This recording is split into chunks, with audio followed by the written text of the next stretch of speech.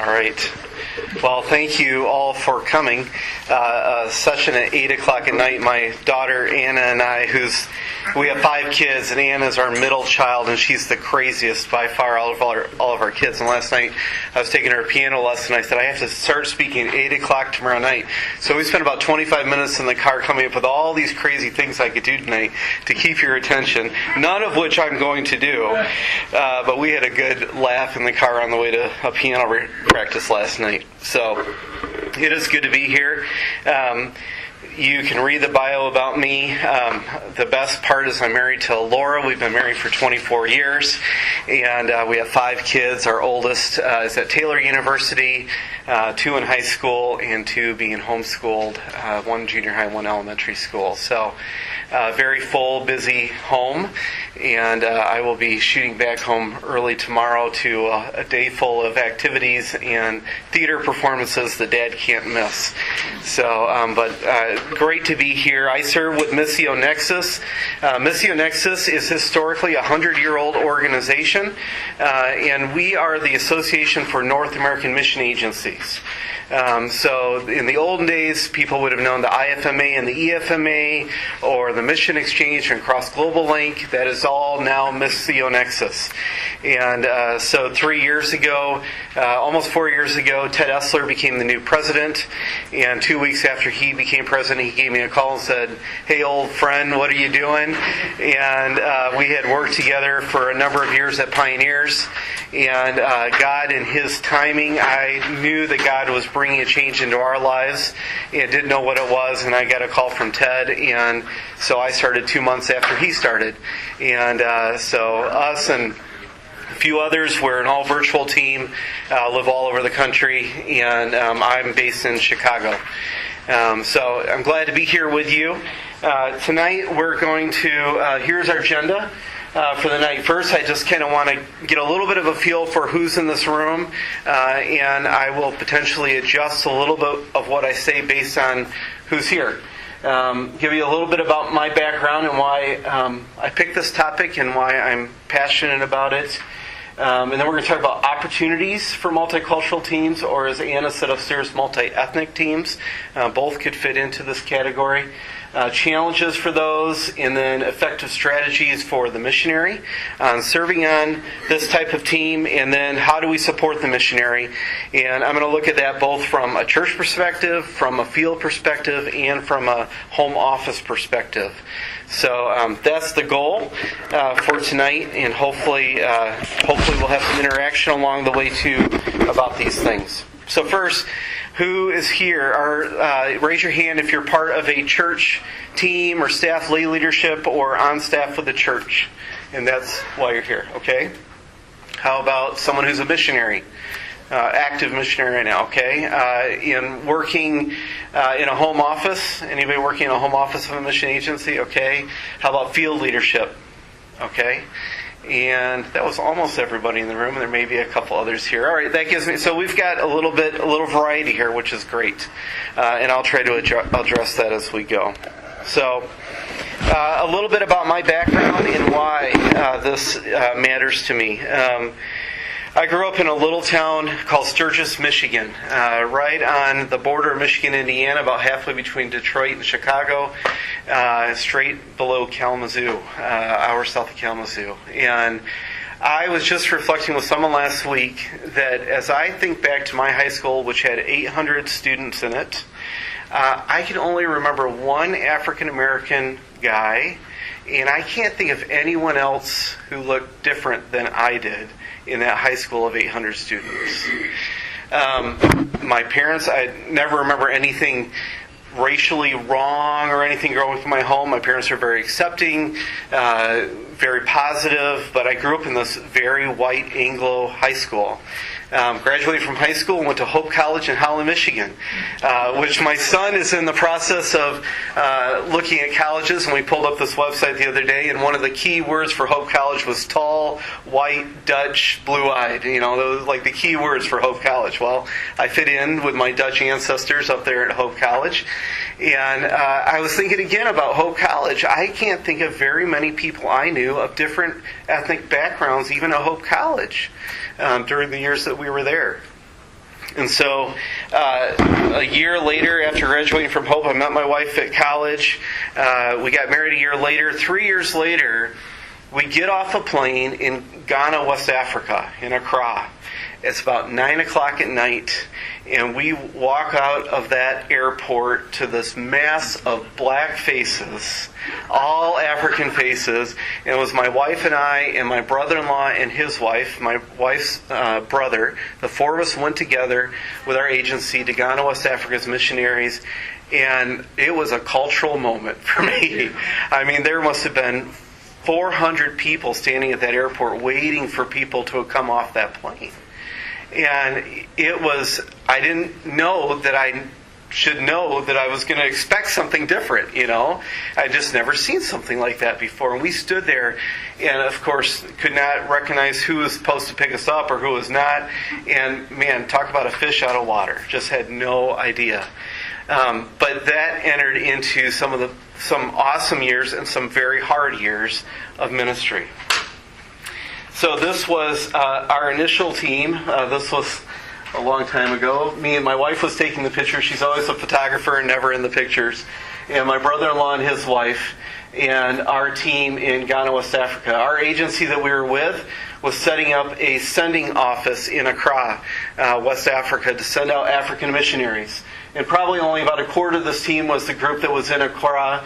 In here you got people from Mali and Togo and Benin and a few other places. They were all serving across West Africa, part of our broader team that we would come together 2 or 3 times a year. But it was the four of us Obrunis, as they said in Ghana, the four of us white people, and the rest were this Ghanaian African team. And we were immediately put into a place of cultural diversity and things that we hadn't experienced. We were young, green missionaries. No regional field leadership. We were an anomaly in our organization, and I have gone back to some of the leaders who appointed us and sent us to the field, who I know very well, are good friends today, and said, why in the world did you allow us to go into this situation like you did? And they said, well, you guys are crazy, and we thought it could all work out in the end, which it did, but we didn't have any field leadership outside of our team that we were working with.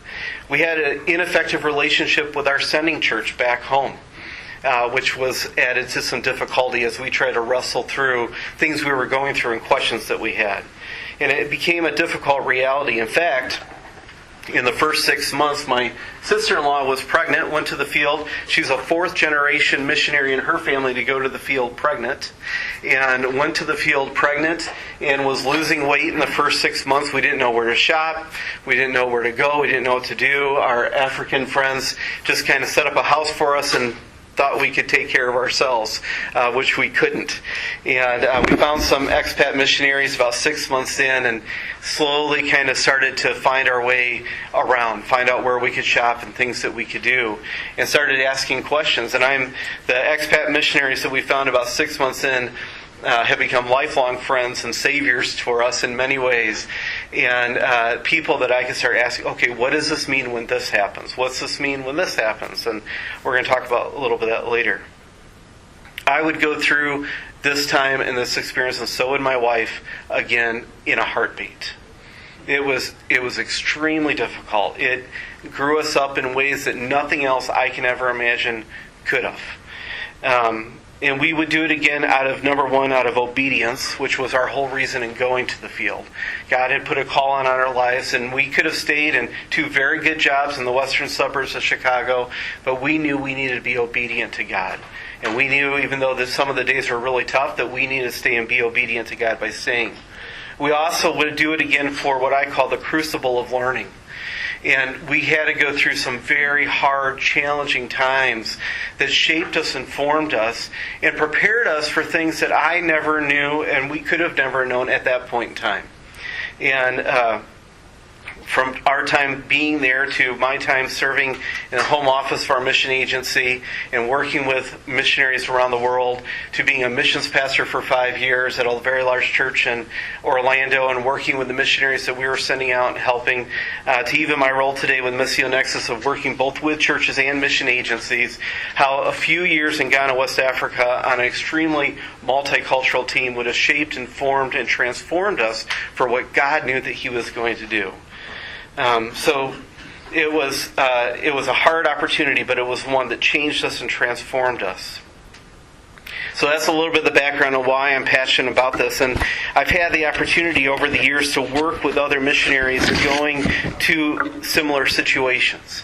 And it brings me joy to be able to think that out of the experiences that we had, that we can see it redeemed over and over again by speaking of the lives of people. So that's part of this, the reason I want to do this tonight. So first I want to talk about opportunities. What are the opportunities to serve on a multicultural, multi-ethnic team? And I think this is the biggest one.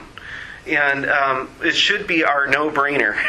But we want God to be glorified, most all. And I think when we went to the field, we knew we wanted to be obedient. We wanted God to be glorified in our lives as we went to serve Ghanaians, as we went to serve our organization and help an office get set up there in Accra. But we never thought about God being glorified just amidst our relationship in a very diverse team. And I think for our workers going out, however we're supporting them, however they're going out, that needs to remain number one. And we need to emphasize it as much as we possibly can. God must be glorified in this. And when He is, we will find our satisfaction, we will find our joy, and God will be glorified and His work will be done. We want this to be a witness to the unreached.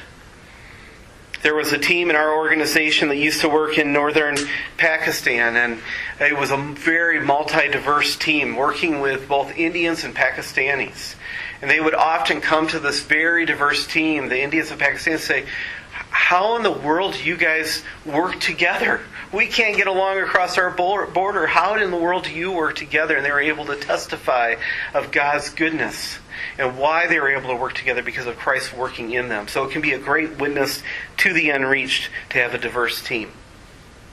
You can learn other ways of doing things and having just a team of this all looks just like you do. And that was one of our greatest things that we learned.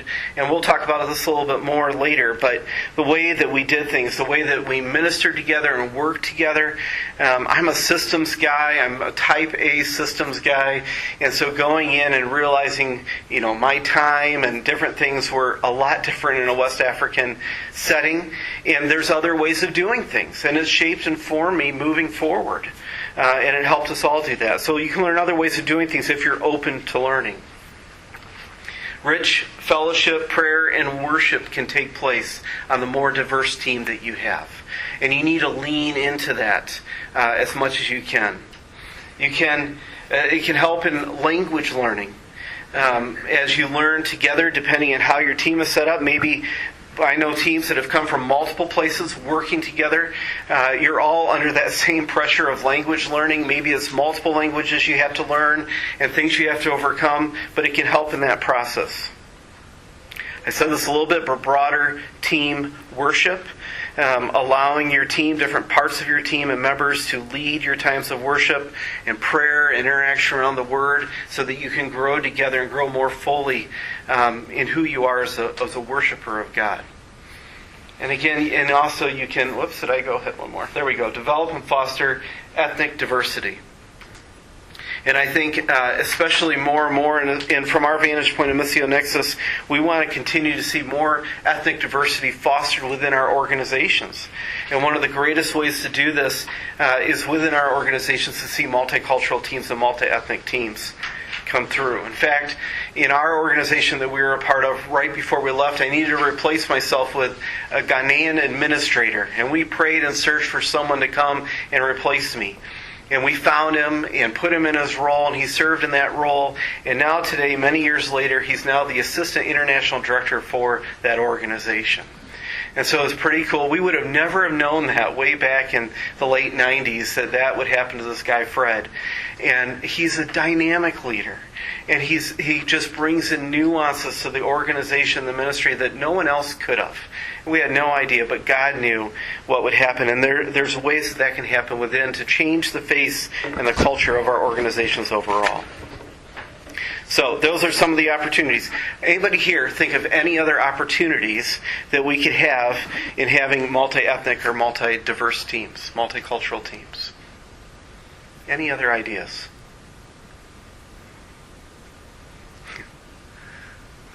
All right. Get ourselves ready for heaven. Yeah, get ourselves ready for heaven. Absolutely. Absolutely.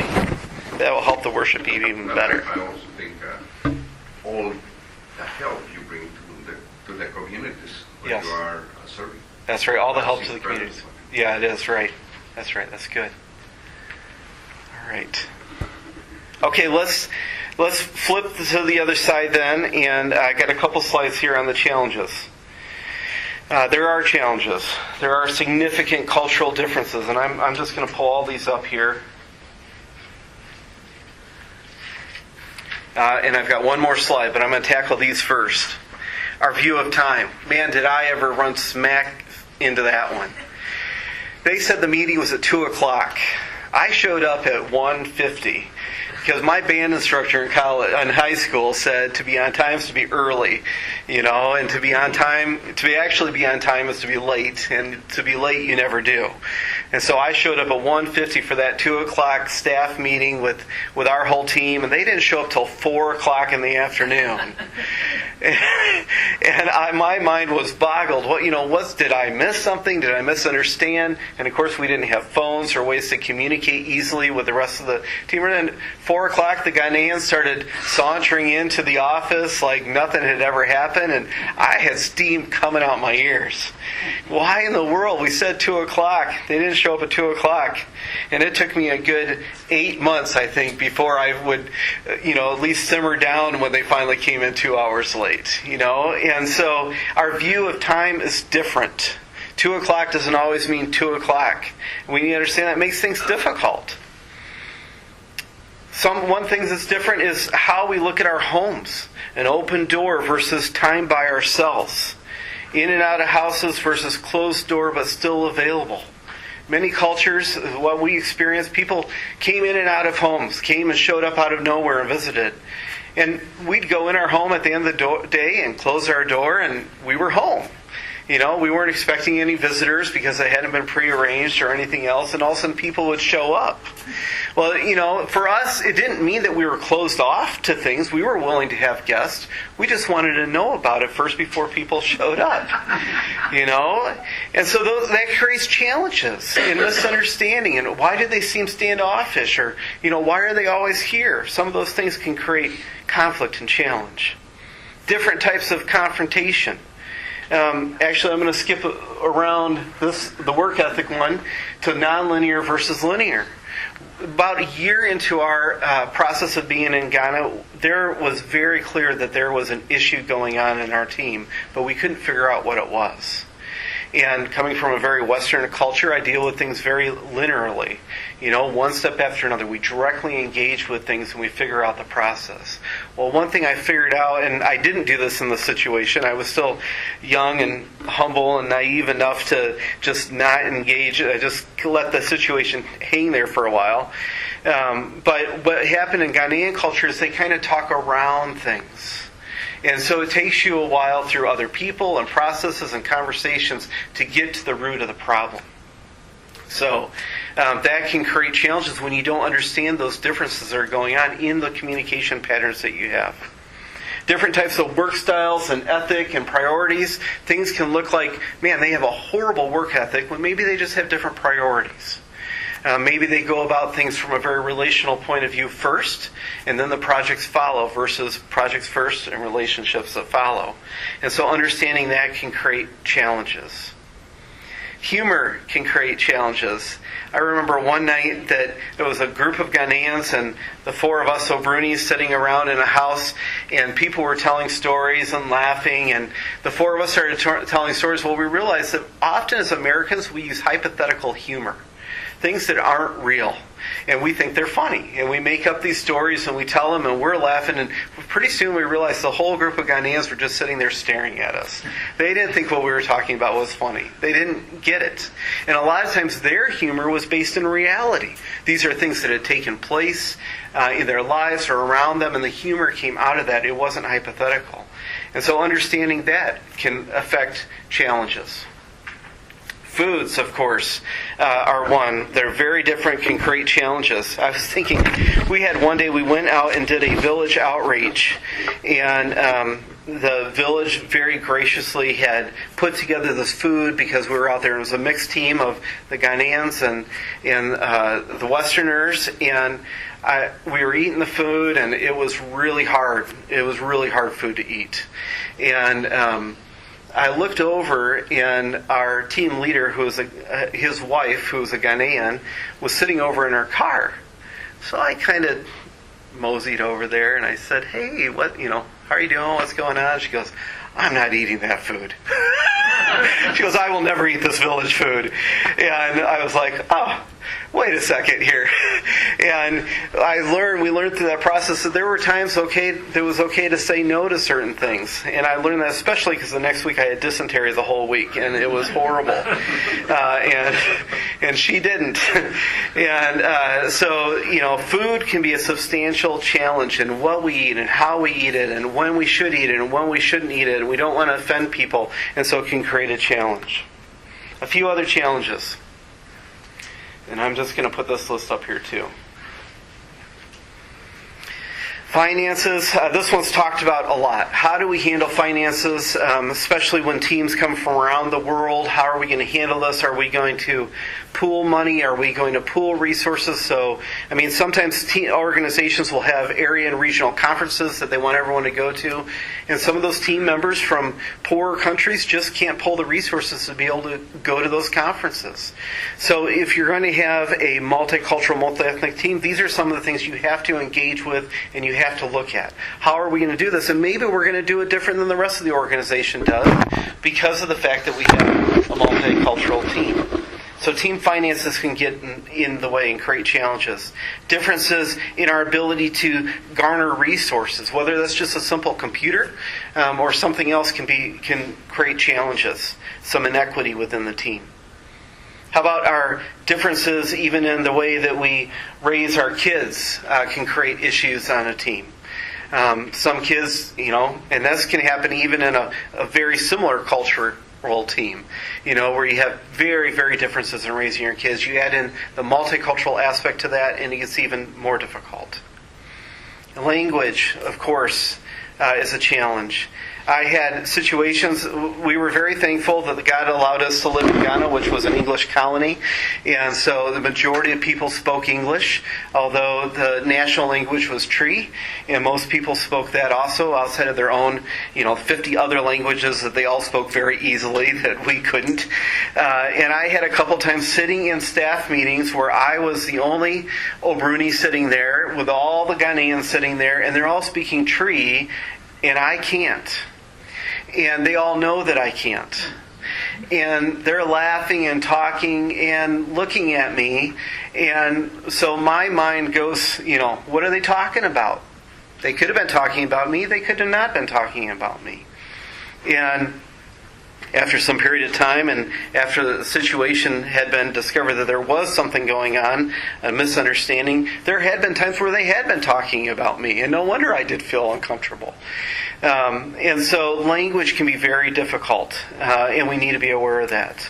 Ministry philosophy and training, cultural engagement, even things like contextualization scale, the C scale, whether we have direct or indirect ministry, or all of our different perspectives on our ministry philosophy, training, and engagement. The involvement of women. How are women involved? How are they not involved from different cultures? And then layering that on top of the culture that you're actually in, and how it treats women in that culture. So how will you handle this as a team? And substantial challenges in that area. Okay, so I've outlined some opportunities and quite a few challenges. So what I'd like to do now is switch to, okay, how do we effectively engage for our missionaries to help them be successful in being on these types of teams? So effective strategies for the missionary. I'm going to go back to where I started, and that is perspective and attitude, and the first one is glorify God.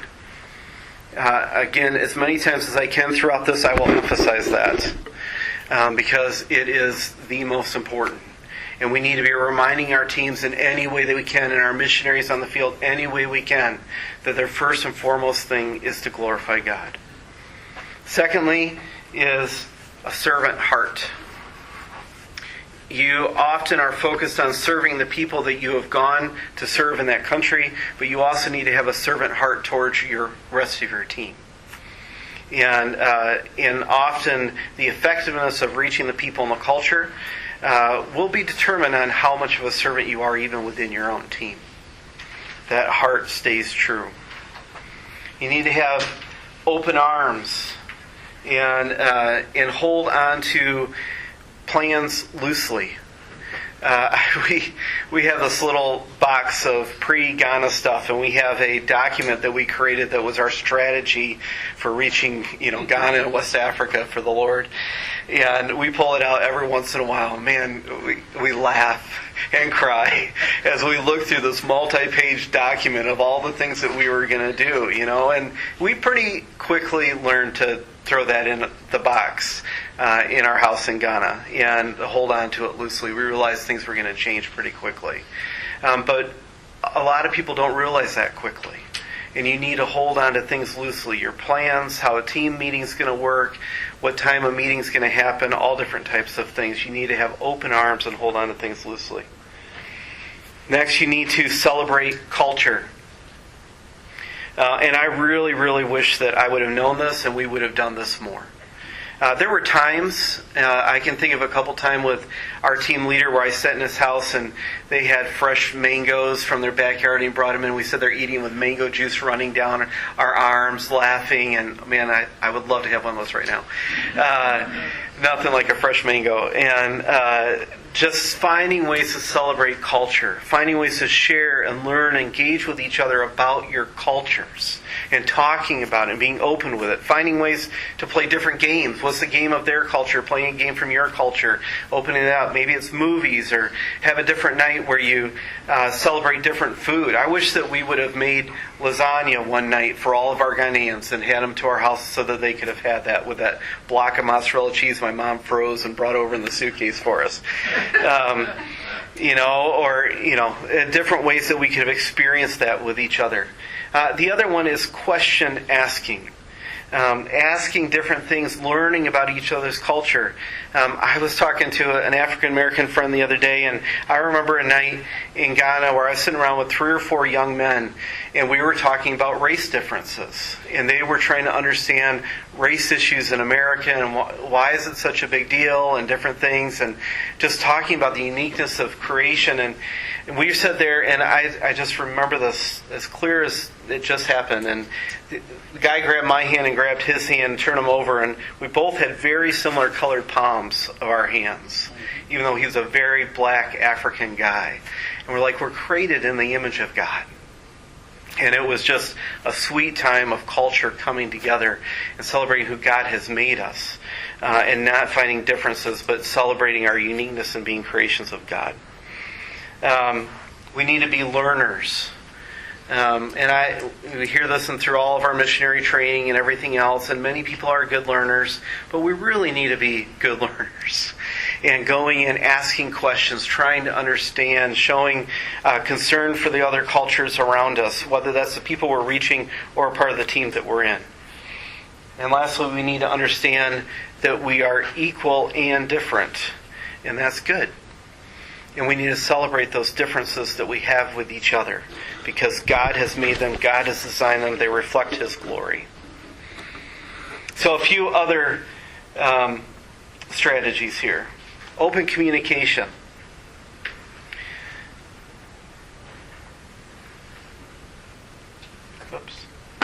We need to talk through our differences. And I would really recommend if you're sending out a missionary or you're working with one on the field, maybe they're having issues related with a multicultural team. Maybe you're going or interacting with them. To really push your teams and your missionaries to talk through their cultural differences with each other. Finding unique ways to do that, to sit around together and just share. This is how we communicate. This is what's normal in my culture. This is what's not normal in my culture. I so wish that we would have done that. And the problem, what ended up happening, a year and a half in, I had realized that there was a problem in the team, and we didn't know what it was, but we knew there was an issue. And so the team leader and I said, can we just meet? Can we have a talk? And we sat down, and I said, look, I hope you feel this way, but we have really tried for the last year and a half to come in with open hands and learners and not be, the Western missionaries coming in to boss around and shape things. And I said, we've tried to adapt to your culture. But I said, there's clearly something not right here in our relationship in this team. And so I need to be a little bit more American right now. And I hope that we can just directly talk about a situation so we can uncover it so our team can be more healthy. And man, he responded so well. And he said, yes. He said, let's talk directly. He said, he knew Americans very well. And he said, I know that's part of your culture. And we had this open conversation that for the next 8 months we were there, it was a complete change dynamic. And it was a complete misunderstanding that had taken place that was not based in reality or truth. And we cleared it up within about 5 minutes. And he went back and told all the Ghanaians were working under an assumption of something that wasn't true.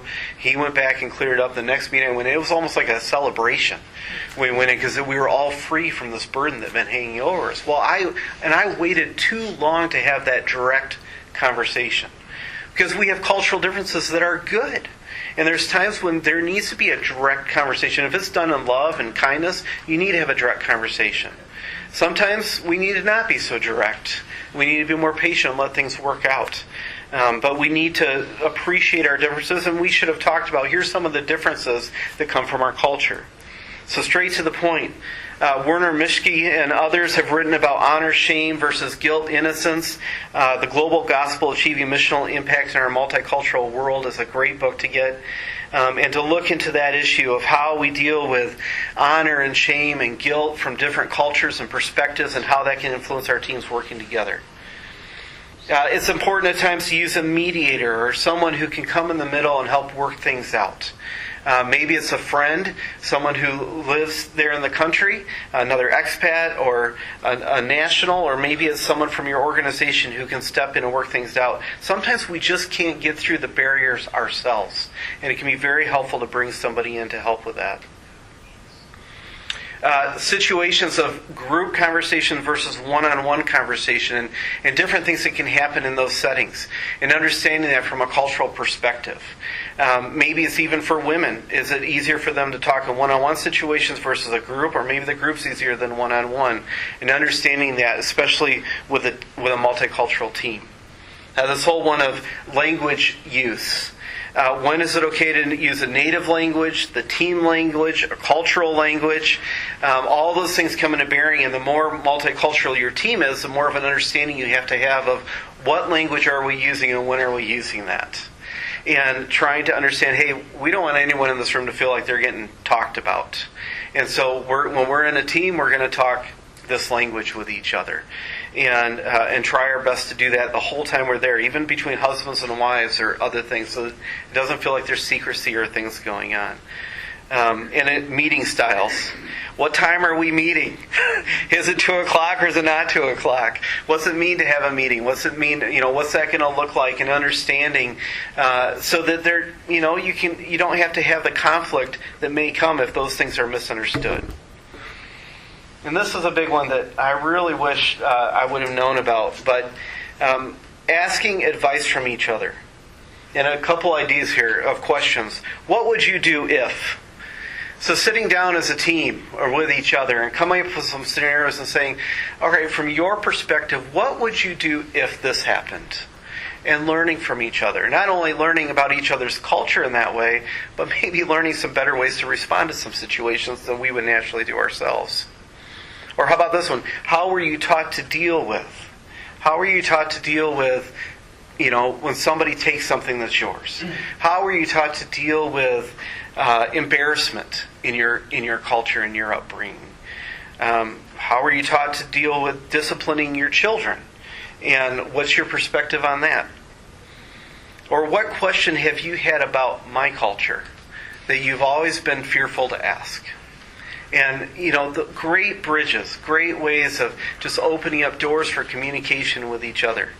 There is a book that I can't remember the name of, but there were two pastors at Willow Creek Community Church, an African-American one and a white guy, and they moved away. One went to another church, and they started a series of letters talking about African-American perspective on living in America and a white guy's perspective on living in America.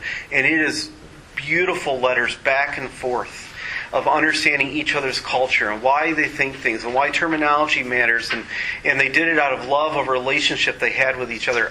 I love that book and I love that idea, and I think that's the type of thing that we can do in conversation with our teams in particular, to understand our cultures, understand our differences, and have a deeper love and passion for the people that we are serving with on the field.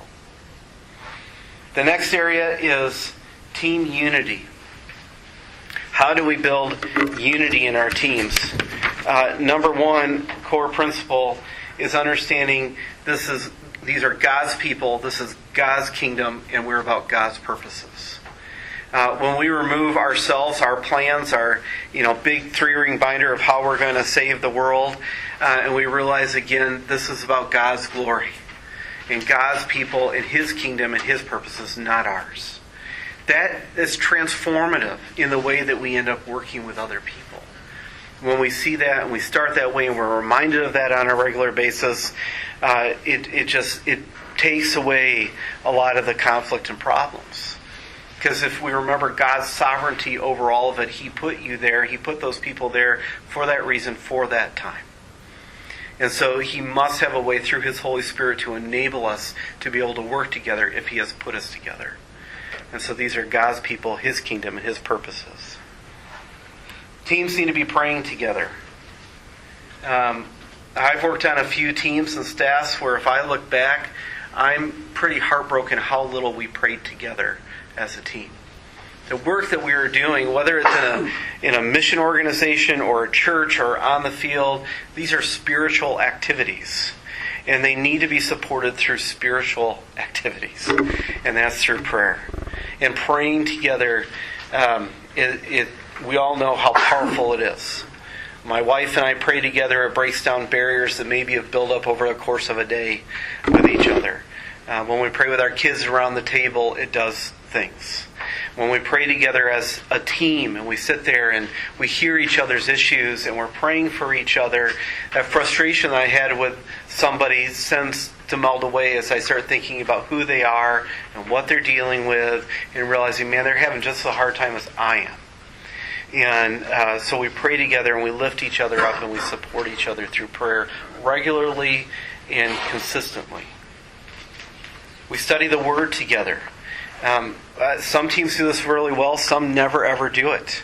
And I think to have your team actually study the Word together in passionate pursuit of what is God saying through His Word, how is He transforming us individually.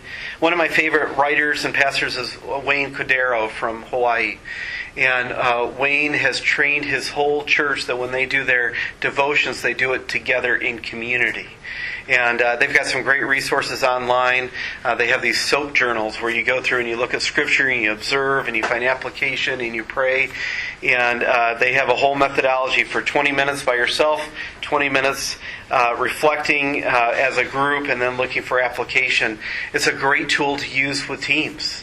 To dive into the Word together, not just be about the tasks that you're doing and the strategies of reaching the unreached, but getting into the Word and looking at those deep, rich truths of Scripture will transform the team and bring unity.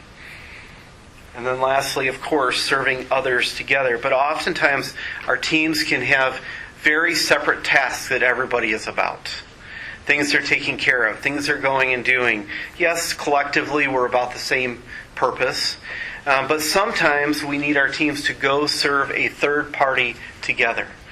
The church that I was a missions pastor at in Florida, we often talked about us together for them there. A picture of the Trinity and God sending Christ to where we were in ministering to us incarnationally. And oftentimes we need to do that with our teams. And one of the most effective things we did with our team in Ghana, West Africa, was right outside of Accra, there were some villages that looked like they were the most distant thing ever from a big megacity. Mud huts and animals running around and poverty. And we as a collective group said once a week we're going to go out there and we're going to minister in that village as a team. It was one of the most powerful things that we did. Our focus was building a mobilization base for Africans to be sent out. That was the thing that we were supposed to be doing every day. But we said, no, we need to go do direct ministry, and we need to do it together. Man, every week we all look forward to that Sunday night of going out to Ashalaja, this little village outside of Accra. And it was a scary drive out there. I came the closest to death I've ever come on the way back from one of those nights. But it was amazing, amazing ministry as we went out there and we preached the gospel and we ministered to little kids and families and interacted with that community. It was one of the best things that we could do together, and I think our teams need to find ways of doing that. Okay, I need to either move faster or something. All right, any questions so far? Because I'm gonna turn into how do we support our workers who are in these situations. So when you went there, you had goals, right? Yeah. Did you feel like you really got great results, and are those results still going on? Somebody is following up? Yeah. Yes and no. Yes and no. There were a lot of goals we had that never came to fruition. There were others that God showed along the way. The mobilization base that was started in Ghana, West Africa, has sent out close to 200 African missionaries in the last 15 or so years. So praise God for that. That was great. Some of the other things that we started aren't going anymore. And some of that's understandable, and some of it was poor planning on our part for when we eventually departed. But again, we trust in God's sovereignty over that and the lessons learned and the relationships that were established. So, all right, let me transition then to supporting the missionary. And first we're going to talk about it from the sending church perspective. And I broke this into two ways. First is the pre-field side of someone. If you got someone on a missionary from your church who wants to go out, we need to ensure they have multicultural experiences. Man, do I ever wish we had more multicultural experiences before stepping off that airplane into the Accra airport. And again, it's just kind of ridiculous as I think back to, like the most multicultural food I had every New Year's, my parents and I would get Chinese food for New Year's Eve. I think that's like the most multicultural food I had before I landed in Ghana. And I had to deal with bush rat and, pancake, fermented corn, and all other kinds of stuff. And, we were willing to be adventurous, but I would have loved some more experiences. So helping your teams get experiences, getting them into your communities. Do they even eat in ethnic restaurants around, or do they just eat at TGI Fridays all the time? Finding ways that they can volunteer. Maybe it's even with World Relief. We have a couple of huge World Relief offices around us, and there are people from all different countries. I mean, I've walked in those offices, I feel like I'm in the United Nations a few times. And there's huge opportunities to welcome families coming in and interact with them and get your people interacting with people from other cultures, learning and seeing what it's like and eating different foods. And the more as you as a church can facilitate that, the more that it will help them. Maybe it's having a small group in your church with ethnically diverse people and getting those young missionaries before they go out in the field part of a group that's very diverse in a small group, talking and learning and understanding each other. Maybe it's intentionally seeking out other churches or ministries in your hometown that they can go to. that they can go worship with, that they can go hang out with. Our daughter, Anna, the crazy one, she has an African-American friend who goes downtown Chicago to an all-black church downtown Chicago. And her friend keeps asking her to go, and she really wants to. So we're trying to find a way for her to go. And she will probably be the only little white girl in that church, and it's going to be awesome. And we can't wait for her to have that experience and go in there and celebrate God's diversity and what it looks like and how different church is for them than it is for us. So finding opportunities for people to interact together with different races and cultures within your own community. It's extremely important. Building a relationship with the sending church. And because I've worked in both the sending agency and the local church, and now with Missio Nexus, this is one that I push all the time. That relationship between the sending church and the mission agency is crucial. You need to be talking to each other. You need to know, if you're from a church, you need to know your contact to the mission agency. You need to get to know their people. You need to get to know the agency. You need to build up a relationship. You may not talk to them that often while the missionary's on the field. But it's kind of like life insurance, where you pay this bill every month, not really knowing if you're ever going to need it or not need it or when you're going to need it. You build that relationship with a person in the agency and with the church in case there is a difficult situation that comes up. And the deeper the relationship is, the better you're going to be able to care for that missionary in the end. And especially if you've got someone going out to be not only in a different country, but working in a multicultural team in a different country, they're going to need a little extra layer of support. So the more that you have that relationship back and forth between mission agency and church, it's only going to benefit everybody in that process. All right. And then, when the person's on the field, listening and asking questions before passing judgment. Our mission agency heard that our church heard that we were struggling, and so they just aggressively went after our mission agency about their lack of support for us and other things, and it created problems that we really didn't need. We just needed someone to listen to us and care for us and hear that, yeah, we had frustrations and problems, but we weren't giving up. We weren't coming home. We weren't throwing in the towel. We just needed someone to be there to hear us and ask good questions and listen with us and probably engage with a few things and push us on a few things and even push our organization on a few things. But do that first out of just a deep love and not out of a fear mentality or anything else. So again, listen and ask questions first before passing judgment. That's a huge one. All right. Supporting the missionary, field leadership support. Now, this may not apply to you all, but I think it's good to keep in perspective. What are things that if I would want a field leader who's watching over my team on the field to do? And be able to engage with your team member, your missionary, and helping them. So here are some things that I would say from a field leadership perspective. Engage with the full team, not just the team leader. Find ways that field leader is engaging with everybody on that team and hearing and knowing what's going on. Oftentimes in organizations, leadership will deal with the next level of leadership without dealing with everybody involved. Sometimes that you just can't do that, but when you can, try to engage with the whole team and find out what's going on, what's happening. Our organization dealt with our team leader, who was a Ghanaian. When they did deal with him, they didn't necessarily deal with us. And they needed to hear from us. We were a different culture. We had different perspective on things than he did. Things that he thought we were handling fine, we really weren't. And it would have been helpful for the organization to deal with us directly too. For the team leader, for the field leadership, serve as a mediator and bridge builder, helping bring together different aspects of a multicultural team and ensure those things are taking place. Some of the things I've already talked about celebrating culture and talking about them. Be an impetus to push the team to engage at that type of level with one another. And not just hope that they do it, but really give them a framework and some handles to hold on to that as you engage in your team meetings. Pray together, study the Word together. And every time you come together, talk about it, bring up a different question. Have a basket of questions that you can ask about cultural differences among your team and see how different people handle them. Encourage them to spend time together and celebrate things, other cultures, 4th of July or Boxing Day or Chinese New Year or births. One of the cool things when my sister-in-law had her first child in Ghana is we waited the customary 7 days and we did a baby dedication in the Ghanaian way. And it was awesome.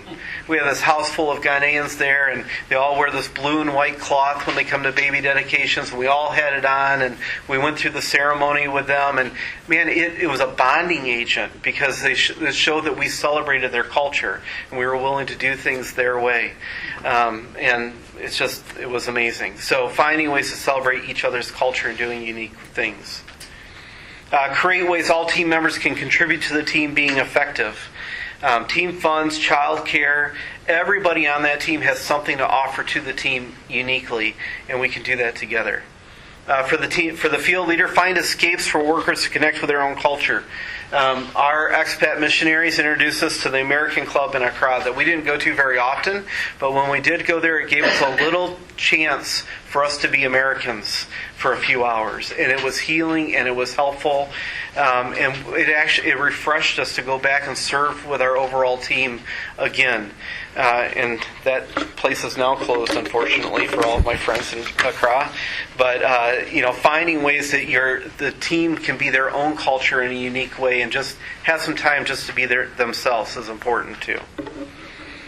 All right, and then the home office support. Ensure the missionary is prepared prior to going to the field, especially in this whole area of cross-cultural. They may have their Bible, they may have their systematic theology, they may even have a basic understanding of language learning, but what are their multicultural experiences leading up to the point of going to the field? Again, because of what we're talking about here tonight, of multicultural, multi-ethnic teams, even more so for that. It's one thing just to go engage in another culture, but have they had experiences working together with people of other cultures and talking and understanding and learning and sharing and engaging in that type of way before they end up on the field with people from 3 or 4 different cultures that they're going to be working with every day? That's an adjustment for any one of us. So they need to have experience in that before they go. For the home office, interact with the field leadership, prepare onboarding paths for new missionaries. Don't just send them over and hope that it's the best, but really make sure that there is an onboarding plan for on-field orientation to their team and to the culture that they're going to be ministering to. One of the best examples is the folks with Assemblies of God and Live Dead. They have a whole place in Cairo, Egypt, where they bring teams in. They go through language learning together. They go through cultural acquisition together. It's absolutely remarkable what they're doing in Cairo. I've never seen anything like it. It's just beautiful the way that they're taking people, landing them there, preparing them for their service, and then they send them out throughout the region. But they've been so well equipped in the way, and even in the way that they handle childcare for language learning. So husbands and wives are both able to go through language learning, and one, isn't hurt in the process or anything. So there's some great examples out there of this whole onboarding process. It's really important. Lastly, utilize others who have served in multicultural situations to provide ongoing coaching and care. If you have those folks in your organization or maybe in your church, utilize them to walk alongside the missionary and help them be prepared for this and go through it. So, again, this takes intentionality to work. There's no doubt about it. High levels of intentionality.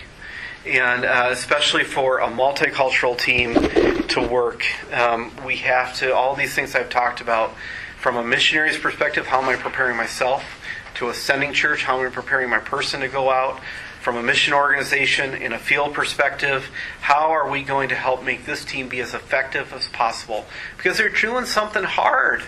It's hard. It's hard when people work together on the field. Even if we're all the same, it's really difficult.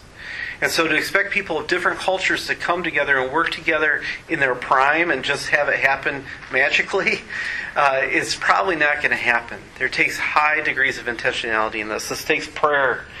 It takes a focus in the purpose and goal of why they're there. It takes support from the leadership of the church. but I believe it can be effective. And I'd say even in our last 8 months on the field before we moved on to other roles, we saw it happen extremely effectively. And it was awesome. We cried when we left, and everybody cried together. And, family was being pulled apart. And that's what you want. You want that feeling of family, that God breaks down everything and makes that happen. And again, I'll end with this. God can be glorified if our focus is God being glorified. So, thank you very much. I think I've taken us right up to the end. But we can take some questions. Yeah, I'm more than happy to take questions. Or thoughts, or comments, or things I need to correct in my presentation, or anything. We're learners. Yeah. How would one get multicultural teamwork experience prior to your Yeah, I would find ways in the local community, like with World Relief or others, where there's going to already be a number of different cultures represented. Going and finding opportunities to participate on some type of local serve project, even in a community. Oftentimes, a lot of bigger churches will have those, and you can find people from different cultures working together. Depending on the city that you live in and how big and diverse it is, that may be easier than others. But you can find things, even if it was, going on a Habitat for Humanity build with different people. Great. Go help build a house. That's awesome. And get the experience of working together with different people. So I think a lot of it's just looking and searching and trying to find whatever's best in our community. And again, being intentional on that. So, yeah.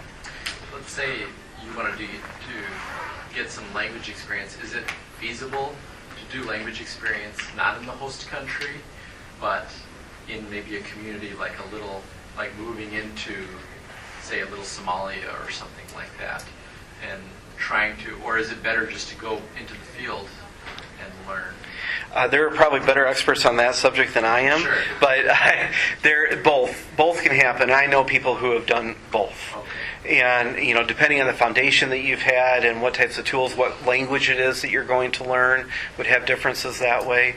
But any way that even, maybe you're going to go and end up doing full language learning in a culture, the more that you can be around that culture before you go, the better. It's just going to aid it. And there's so many tools online and different things with Rosetta Stone and other things that you can even start your process of language learning, and going and being in that community will just, even conversationally, there's stuff that you can pick up that will help the more practical language learning later. So you can't ever go wrong in trying to engage in that culture before you get there and that language. So hopefully that helps. Yeah? So how is the religion impact acceptance and rejection in a new country, in a new place?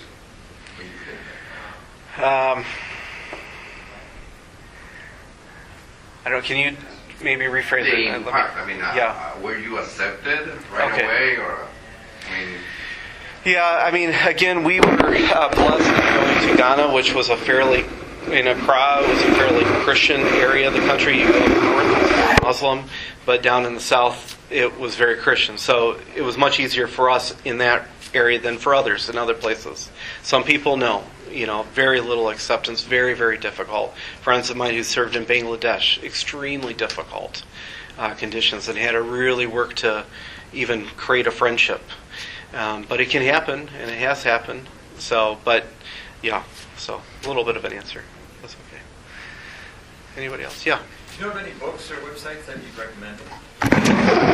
For this? I actually have a book. I've got it written down over here. There's a fairly new book out on leading multicultural teams. I think the name of the book is Leading Multicultural Teams. And you can get it on Amazon. That's probably one of the newer resources. And in fact, I think my colleague Marv Newell just is in the process of doing a review of that book. So that's the one that immediately pops in my mind. But if you want to write down my email and email me, I can get you some additional resources. So. Okay, thank you very Yep. much.